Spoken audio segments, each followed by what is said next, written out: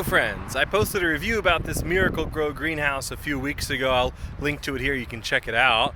But my opinions about this have changed so much over the last 2 months that I felt obligated to make a follow-up review. In my last video I was saying that this greenhouse really isn't a great long-term solution, but it might be something that you would consider buying if you wanted a short-term, like 1 or 2 year long solution until you can build or buy a more expensive, more suitable long-term greenhouse. I have since revised that belief, and I would say that no one should buy this greenhouse ever under any circumstances. So this is the greenhouse plastic. It's been sitting here on my back porch just mostly out of frustration over the last few weeks here. You can see that with just 1 or 2 strong winds, this completely ripped. So this is like the foundation holding the plastic together, holding it to the frame. The zipper here even, it's completely destroyed. Now I had some wind protection for this greenhouse. I had a couple large heavy stones and blocks that I placed around, on the support structure at the base of the greenhouse on all 4 sides. So the greenhouse wasn't gonna entirely fly away with having to take these large rocks with it.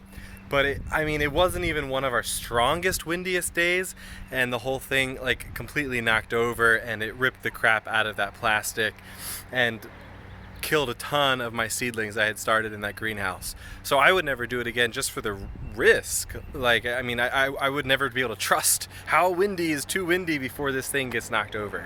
And then I was like, okay, well, I'll take the greenhouse plastic off. That's ripped, that's torn to shreds. I can't use that anymore. But the structure itself is mostly stable. There's a few pieces of bent and slightly broken plastic, but for the most part this structure is stable. So I'll set it by the road, and I'll use it for this year as my roadside stand. Well, I was gone this morning and got a text from my wife saying the entire structure knocked over in the wind. So even with no greenhouse plastic, air is very freely able to go right through. The wind just knocked the whole thing over.